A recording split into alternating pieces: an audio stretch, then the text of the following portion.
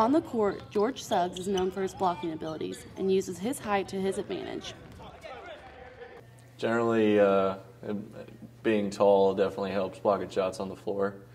I definitely have long arms to go along with my height, so that helps as well. But little guys drive in the lane and don't necessarily expect to see me there, so I guess they try to shoot over me, and that doesn't go too well for them. For 6'10" junior George Suggs, height can be an advantage on the court, which allows him to just dominate. But when it comes to everyday life, being 6'10", he may face some obstacles. We talked with George to find out more.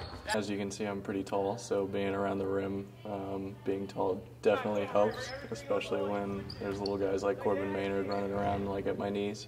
So I can get rebounds a lot easier over people. George's teammates love to joke with him about his height, but also appreciate what he contributes to the team. Well, I mean, he gains a lot of attention from everybody, everywhere we go, and even the players on the floor stare at him a little bit because he's so tall. And he's just a pleasure to play with. I'd say about 75% of doorways are too low. This is something I'm pretty upset about. I'm not really cool with that, but I've kind of gotten used to it over the years. I duck quite a bit. It's kind of a natural thing, but every once in a while I'll hit my head. All right, well, George oftentimes bumps his head when he walks in the locker room. He ducks walking in the doors, makes him look real goofy. And if you've ever seen Space Jam, the big, tall, goofy blue guy, that's George. I think sometimes walking around campus, I'll not see somebody in UDH and almost trip over them.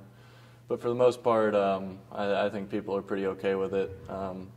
Luckily, I'm not ugly enough to scare people, so usually I think people are pretty comfortable with me being around them. For Bellarmine Athletics, this is Olivia, Wrocklage.